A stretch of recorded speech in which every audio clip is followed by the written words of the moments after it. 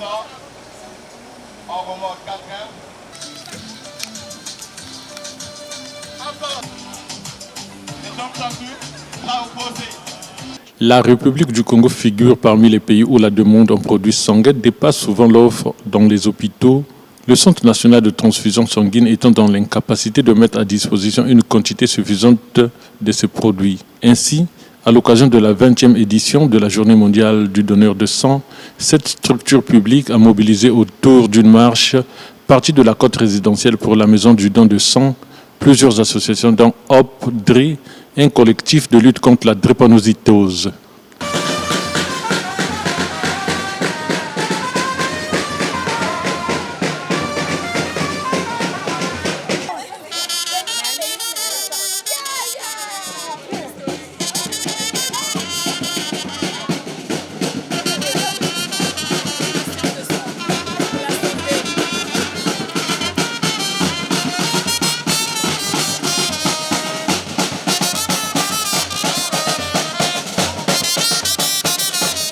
L'événement a été fait en collaboration pour fêter la journée du donneur de sang qui a eu lieu hier le 14 juin, mais aussi la journée du drépanocytaire qui aura lieu le 19 juin.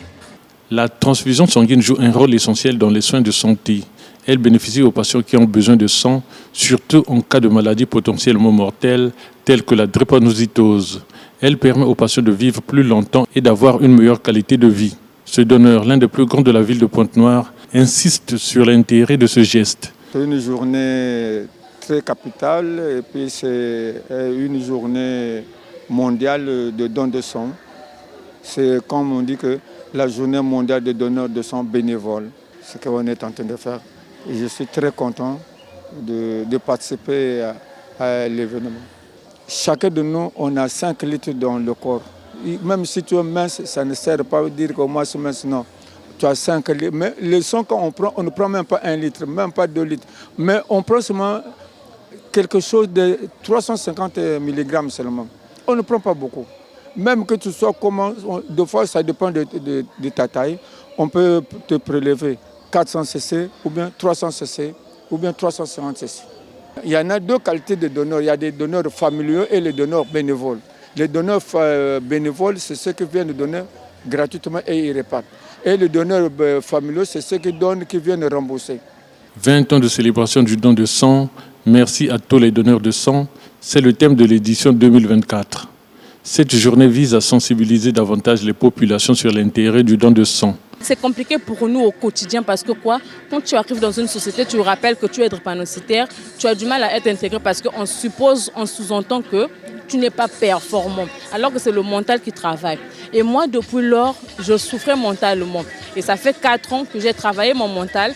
J'ai travaillé sur moi pour faire à ce que je sois vraiment forte d'abord mentalement. Et depuis que je suis forte mentalement, je suis forte également physiquement. Je fais des crises comme tout drépanocytaire, bien sûr, mais c'est gérable.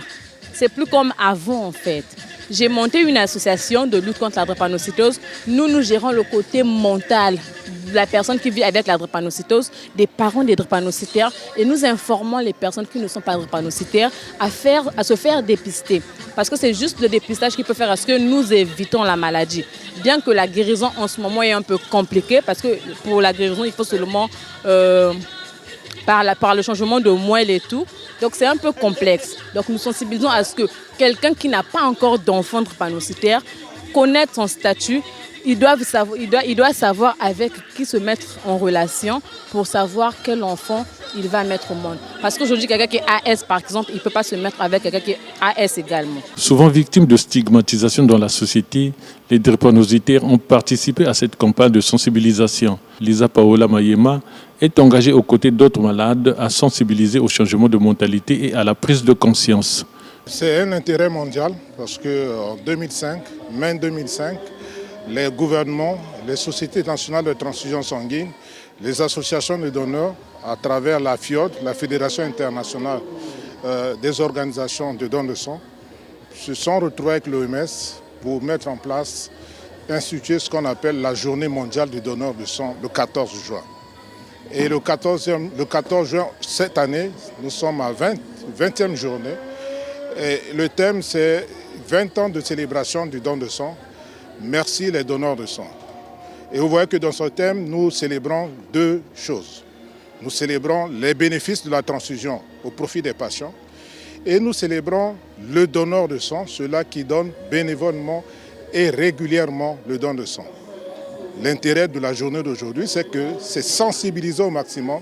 Sensibiliser, vous avez vu à la marche, c'est une marche de sensibilisation où les associations sont retrouvées, plus spécialement les associations drépanocytaires qui sont retrouvées avec les donneurs de sang pour sensibiliser sur l'intérêt et la nécessité à ce que les populations donnent davantage. Donc il faut qu'il y ait des quantités de sang et qu'il y ait la qualité. Et la qualité vient du donneur volontaire régulier. Pas du donneur qui vient pour remplacer parce qu'un parent est malade, non. Des donneurs volontaires, c'est cela que nous célébrons aujourd'hui. L'objectif de cette sensibilisation, c'est de susciter davantage l'adhésion des populations pour approvisionner les hôpitaux en produits sanguins.